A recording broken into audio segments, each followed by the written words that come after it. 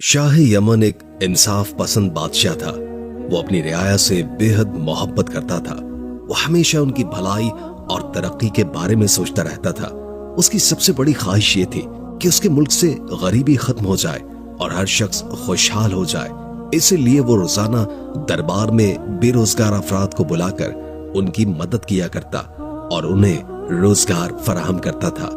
Shah Yemen की मोहब्बत और सखावत को देखकर लोग उसे खुदा दोस्त के लक़ब से पुकारने लगे थे। एक दिन वो दरबार में बैठा था कि बेरोजगार अफराद की कतार आकर खड़ी हो गई। बादशाह जब सबकी मदद कर चुका तो उसने एक फकीर से पूछा, तुम क्या चाहते हो, नौकरी या कारोबार के लिए रकम? फकीर ने जवाब दिया, ऐ बादशाह, अल्लाह तुझे तरक्की दे और तेरी उम्र को दराज करे। मैं हमेशा भीख मांगकर जिंदगी गुजर बसर करता हूँ। अब मुझसे नौकरी क्या होगी, कारोबार भी नहीं कर सकूंगा, इसलिए मुझे रकम की कोई जरूरत नहीं है। शाह यमन ने कहा, फिर यहां आने का मकसद क्या है, बयान करो। फकीर ने कहा, ऐ नेक दिल और गरीब परवर बादशाह, अगर तू मुझे 3 दिन के लिए बादशाहत दे दे तो फिर मेरा कोई सवाल नहीं होगा।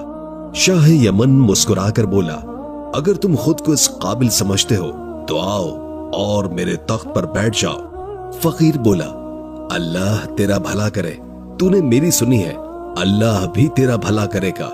शाह यमन ने वजीर आजम से कहा, 3 दिन तक ये शख्स हमारी जगह हुकूमत करेगा, तुम इसकी खिदमत में हाजिर रहना और इसके हुक्म को दिल जान से मानना।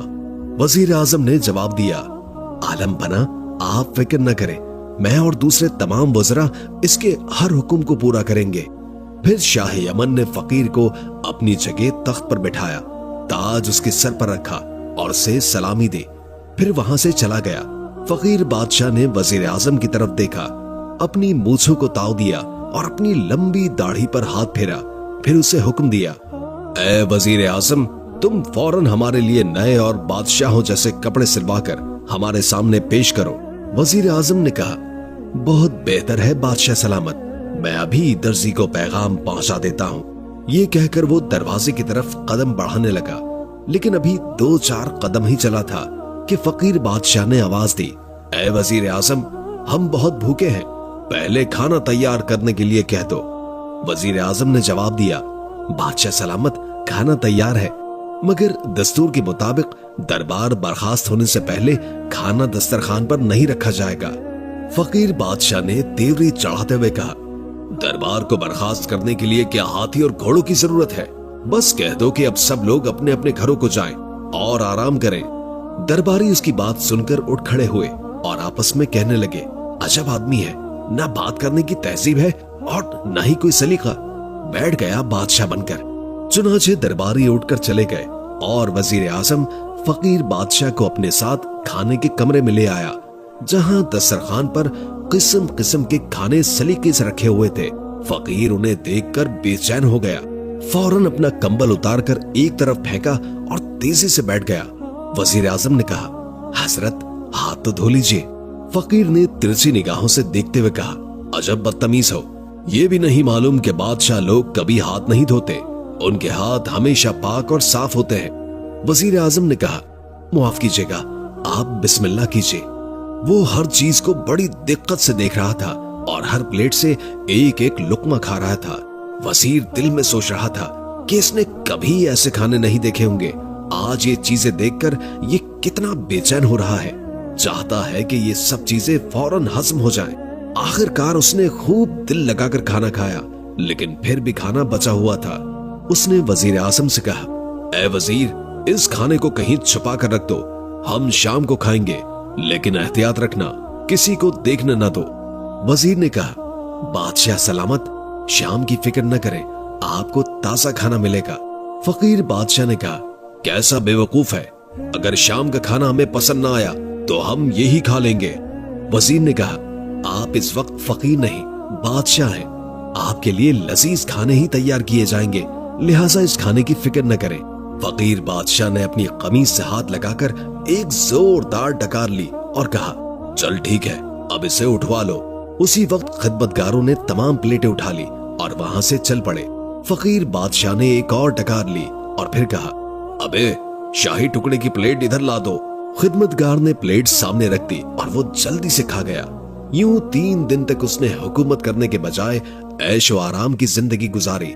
सारा दिन खाता और नरम बिस्तर पर लेटा रहता, गाना सुनता और नाच देखता। थोड़ी देर के बाद कपड़े बदलता और खिदमतगारों को गालियां देता। वजीर और बाकी सभी परेशान हो गए। अल्लाह का शुक्र है, चौथे दिन इस बदतमीज से निजात मिल जाएगी। शाह ने दरबार में आकर फकीर बादशाह से कहा, अब आप तख्तो ताज छोड़ दीजिए, क्योंकि 3 दिन मुकम्मल हो चुके हैं। फकीर बादशाह ने मुस्कुराकर कहा, हमने 3 दिन की बादशाहत में ये जान लिया है कि जो हुकूमत में है वो फकीरी में नहीं। अब तक तुमने ऐश की है, अब हम ऐश करेंगे।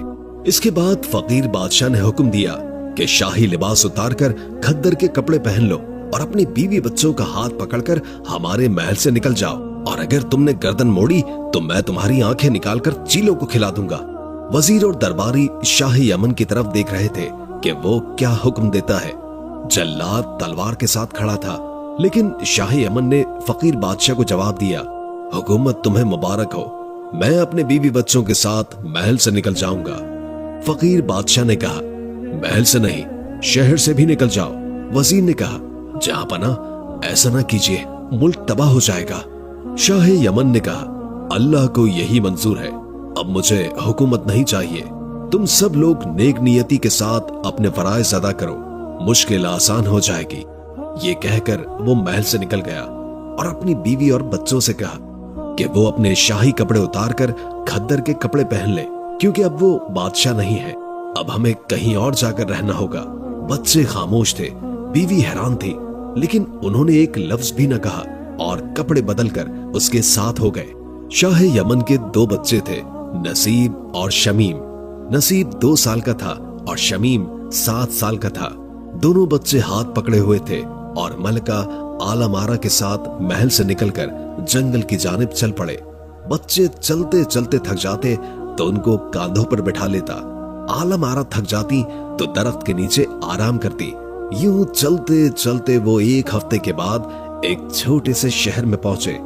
आलमारा ने कहा, हमें इस शहर में ठहरना चाहिए, किसी सराय में कमरा किराए पर ले ले ताकि छुपने के लिए जगह मिले, उसके बाद आप मेहनत करके कुछ पैसे कमाइए। शाह यमन को यह तजवीज बेहद पसंद आई। दूसरे दिन शहर के बाहर एक ताजिर का काफला आ पहुंचा। ताजिर ने शाह यमन से मुलाकात की और कहा कि वो अपनी बीवी को उसके साथ भेज दे ताकि वो बच्चा पैदा होने वाली बीवी की मदद कर सके। शाह यमन ने अपनी बीवी को उसके साथ भेज दिया। कुछ दूर जाकर ताजिर ने बीवी को घोड़े पर बिठाया और तेज रफ्तारी से काफले की तरफ रवाना हुआ। बीवी ने एहतजाज किया, लेकिन ताजिर ने उसकी एक नहीं सुनी। शाह यमन बीवी के उसके साथ जाने पर परेशान हो गया और फौरन दोनों बच्चों को लेकर ताजिर के पीछे रवाना हुआ। वो ताजिर के काफले तक पहुंचा और एक राहगीर से पूछा तो उसने बताया कि वो ताजिर बहुत दूर जा चुका है। शाह यमन तेज कदमों से उसका पीछा करता रहा। दूसरी जानिब हुकूमत का सारा काम वजीर संभाल रहे थे, ताहम वो खामोश रहता था क्योंकि वो हुकूमत से जुड़ा हुआ था और अगर उसे अलग कर दिया गया तो उसे कुछ नहीं बचता। फकीर हमेशा से भीख मांगकर गुजर बसर करता आया था और दूसरों का झूठा खाकर जिंदगी गुजार चुका था। अब जबकि महल में लजीज और नफीस खाने मिलने लगे थे, उसका मिजाज बदल चुका था और वो हर शख्स को हकीर और जलील समझने लगा। शाह यमन गरीबों और बेरोजगारों की मदद करता था, लेकिन फकीर बादशाह ने कभी किसी की कोई भी मदद नहीं की और अगर कोई जरूरतमंद दरबार में आता और कुछ सवाल करता तो उसे बुरा भला कहकर भगा दिया जाता। रियाया दिन रात शाह यमन के लिए दुआ करती कि वो सेहतमंद रहे और जल्द आकर वापस हुकूमत संभाले। दूसरे ममालिक के बादशाहों को यकीन था कि शाह यमन एक फकीर को हुकूमत देकर हमेशा के लिए नहीं बैठ सकता, वो जल्द वापस आकर उसको तख्त से हटा देगा। इस यकीन की वजह से किसी ने यमन पर हमला करने का इरादा नहीं किया, क्योंकि उनका ख्याल था कि फकीर बादशाह पर फतह पाना उनके लिए कोई भी मुश्किल नहीं होगा। इस सूरत हाल में जब वजीर, दरबारी और शाही मुलाजमीन के साथ साथ रियाया भी उसके खिलाफ थे, फकीर बादशाह अपनी आसाइशों में मसरूफ था और इन बातों से बिल्कुल बेखबर था। एक दिन शाह यमन चलते चलते एक शहर में पहुंचा जहां हजारों लोग जमा थे। शाह यमन ने उनमें से एक शख्स से पूछा कि आप सब यहाँ क्यों जमा हैं? उसने जवाब दिया कि 2 दिन पहले हमारे बादशाह का इंतकाल हो गया था और रिवायत के मुताबिक आज वो तमाम लोग जमा हैं जो बादशाह बनने की ख्वाहिश रखते हैं। एक बास को आजाद किया गया है और बास जिसके भी सर पर बैठेगा वो बादशाह बन जाएगा। शाह यमन ने पूछा, क्या मरहूम बादशाह की कोई औलाद नहीं है? उस शख्स ने जवाब दिया कि औलाद तो है, लेकिन हमारे मुल्क में बादशाहत किसी खास खानदान के हिस्से में नहीं आती। ये सुनकर शाह यमन तमाशा देखने के लिए खड़ा हो गया, अल्लाह की कुदरत के पास नीचे उतरा और उसके सर पर बैठ गया। शाह यमन बहुत हैरान हुआ और बास को सर से हटाने की बहुत कोशिश की, लेकिन लोगों ने उसे घेर लिया और मुबारकबाद देने लगे।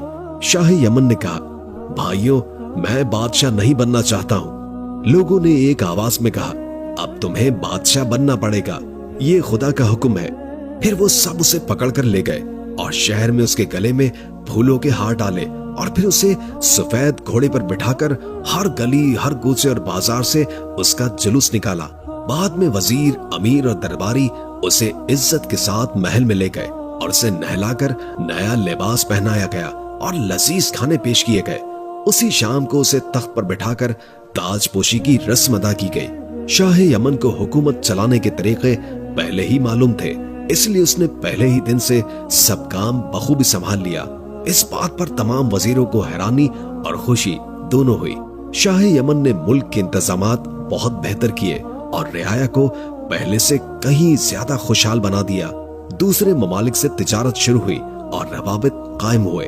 2 साल में उसने मुल्क को बहुत तरक्की दी और इत्मीनान से हुकूमत की। एक दिन बैठे बैठे उसे अपने दोनों बच्चों की याद शिद्दत से आई और उसकी आंखों से आंसू बहने लगे। वजीर ने जब ये हाल देखा तो घबरा कर कहा, आप शादी कर लें, अल्लाह आपको औलाद भी दे देगा। शाह यमन ने गहरी सांस ली और कहा, नहीं, मैं शादी नहीं करूंगा, बल्कि मैं चाहता हूं कि आप ऐलान करें कि हम 2 लड़के चाहते हैं, जो भी देना चाहे हमें देकर मुंह मांगे इनाम का हकदार बने। वजीर ने अगले दिन यह ऐलान करवा दिया।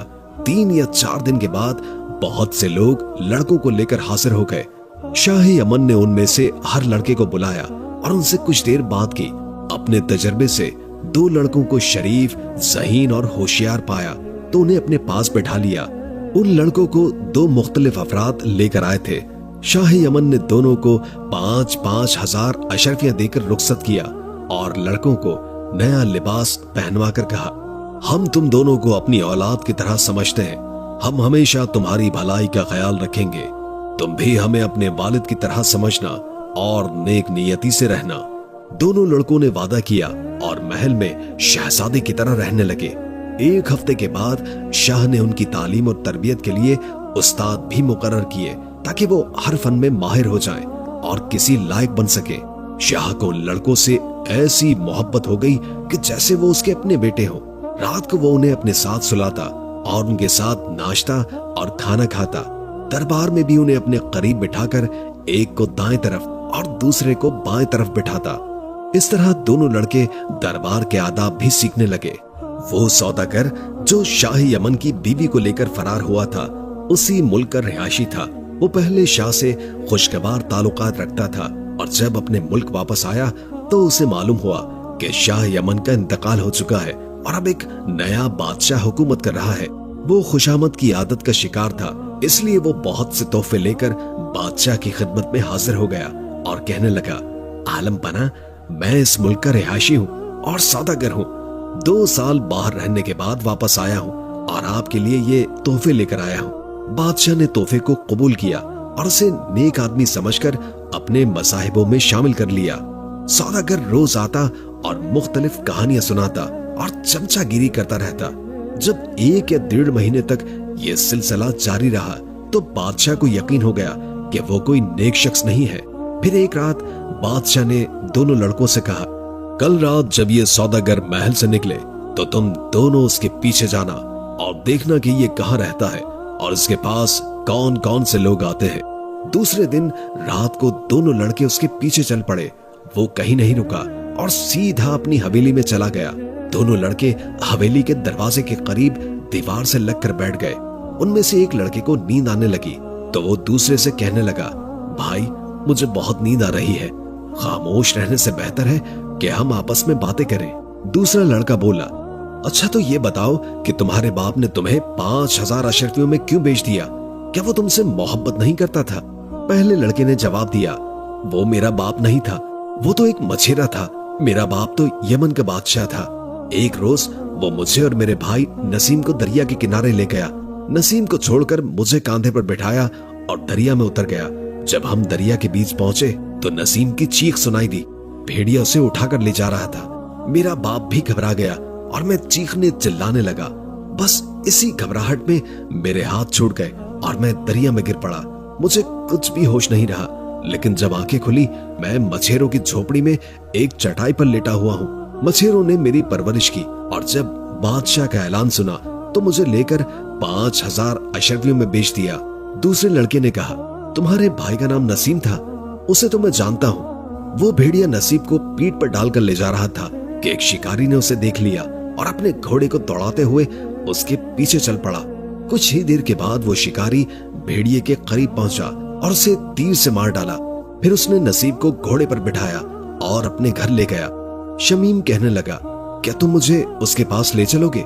शिकारी ने जवाब दिया, अब ये मुमकिन नहीं, क्योंकि उसने नसीब को बादशाह के हाथ 5000 अशरफियों में फरोख्त कर दिया था। शमीम भाईजान कहते हुए उससे चिमट गया और दोनों की आंखों से आंसू बहने लगे। उसी दौरान करीब की खिड़की से आवाज आई, मेरे बच्चों, तुम्हारी गमगीन माँ यहाँ कैद है। दोनों ने एक दूसरे की तरफ देखा और कहा, ये आवाज हमारी माँ की है, वो इस सौदागर की कैद में है। फिर वो दोनों दौड़ते हुए महल में गए और बादशाह के कदमों में गिरकर रोने लगे। बादशाह घबराकर जाग उठा और उन्हें अपने करीब बिठाकर मोहब्बत के साथ पूछा, मेरे प्यारे बच्चों, तुम अभी से क्यों वापस आ गए हो और तुम्हारी आंखों में ये आंसू कैसे हैं? दोनों ने जवाब दिया, उस सौदागर ने हमारी माँ को अपनी हवेली में कैद करके रखा है, बराए करम उसे रिहा करवा दीजिए।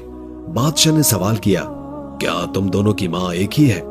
शमीम ने कहा, जी हाँ, ये मेरा भाई नसीब है, हम दोनों यमन के शहजादे हैं। उसके बाद उन्होंने बादशाह को सारी बात बता दी, जिस पर बादशाह ने उन्हें सीने से लगाकर कहा, मेरे बच्चों, मैं तुम्हारा बाप हूँ, क्या तुमने मुझे नहीं पहचाना? दोनों लड़के अपने बाप से मिलकर बेहद खुश हुए और कहा, अब्बा जान, हमारी माँ को फौरन आजाद करवाइए। बादशाह ने कहा, हम समझ गए हैं, ये वही सौदागर है जिसने हमें धोखा देकर तुम्हारी माँ को अगवा कर लिया था। खैर, फिक्र न करो, कल हम उस सौदागर से बात करेंगे। दूसरे दिन सौदागर बादशाह के पास आया तो बादशाह ने कहा, आज हमारा इरादा है कि हम तुम्हारे मकान पर जाएं, लेकिन तुम खुद ही आ गए हो। सौदागर ने जवाब दिया, आलम पना, मेरा मकान आपके कदमों के लायक नहीं है, मगर चूंकि आपकी ख्वाहिश है इसलिए मैं आपको दावत देता हूँ कि कल आप तशरीफ लाएं। बादशाह ने यह दावत कबूल कर ली और दूसरे ही दिन अपने दोनों बेटों और वजीर को हमरा लेकर सौदागर के महल में पहुंच गया। सौदागर ने उन सब की पजीराई की। उसके बाद उसने नाचने वाली हसीन लड़कियों को बुलवाकर उनका नाच दिखाया। नाच को देखकर बादशाह ने कहा, तुम्हारा महल बहुत खूबसूरत है, हम इसकी सैर करना चाहते हैं ताकि हमें ये मालूम हो कि महल और हवेली में क्या फर्क है।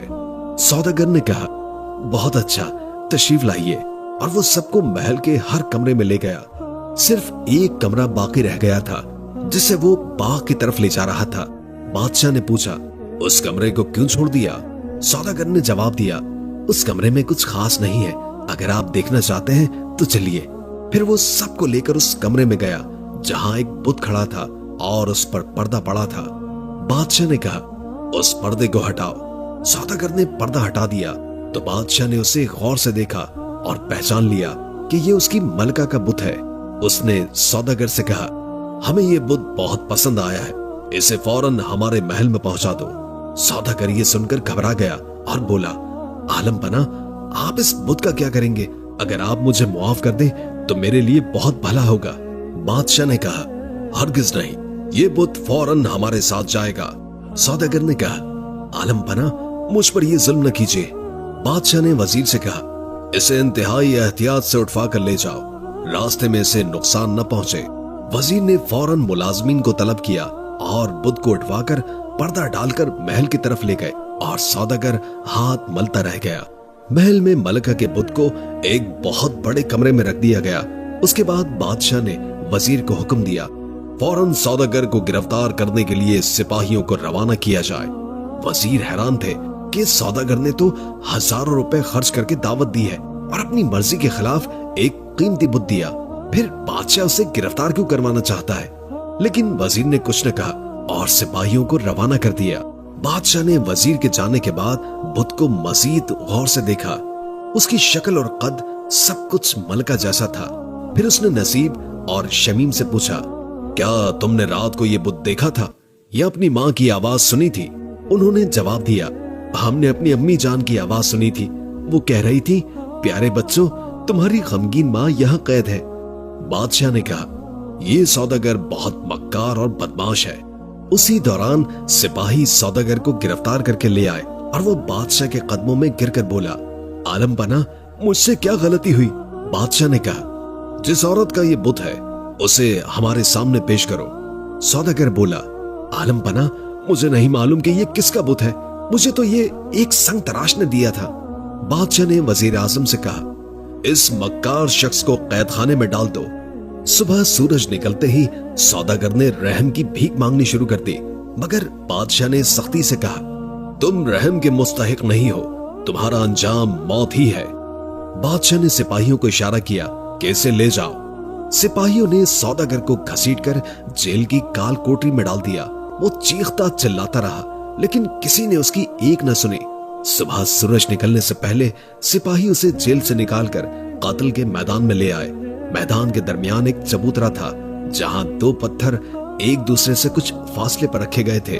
जल्लाद ने सौदागर का सर झुकाकर उसकी गर्दन उन पत्थरों के दरमियान रख दी, फिर तलवार उठाकर हुक्म का इंतजार करने लगा। सौदागर का जिस्म खौफ से कांप रहा था और आंखों से आंसू बह रहे थे। जैसे ही वजीर ने गिनती शुरू की, सौदागर चिल्लाया, मुझे मत मारो, मैं बताऊंगा ये बुत किस औरत का है। बादशाह ने इशारा किया कि इसे फौरन हमारे सामने लाया जाए। सिपाहियों ने रस्सियां खोलकर उसे बादशाह के सामने पेश कर दिया। बादशाह ने कहा, बोलो, तुम क्या कहना चाहते हो? सौदागर ने एतराफ किया, आलम बना, मैं गुनाहगार हूं। मैं सिर्फ सौदागर नहीं, बल्कि मैं औरतों को अगवा करके गुलामों के बाजार में बेचने का भी काम करता हूं। सैकड़ों औरतों को फरोख्त कर चुका हूं, लेकिन कोई ऐसी हसीन नहीं मिली जिसे अपना बना सकता। सौदागर ने मजीद कहा, 2.5 साल पहले की बात है, मैं अपने काफिले के साथ यमन जा रहा था। रास्ते में हमने एक जगह पड़ाव डाला। मैं एक दिन शहर में अपने कयाम के लिए जगह तलाश करने गया। वहां एक सराय में एक सीधे साधे आदमी को देखा और उसे धोखा देकर उसकी बीवी को ले भागा। वो औरत इंतहाई खूबसूरत थी, जिसे देखकर मेरे दिल में उसे अपनी बीवी बनाने की ख्वाहिश पैदा हुई, लेकिन वो किसी भी सूरत राजी न हुई। जब मैं सफर पर जाने लगा तो मैंने उसे अपनी हवेली में कैद कर दिया। वापसी पर दोबारा मैंने उससे अपनी ख्वाहिश का इजहार किया, लेकिन उसने इनकार कर दिया।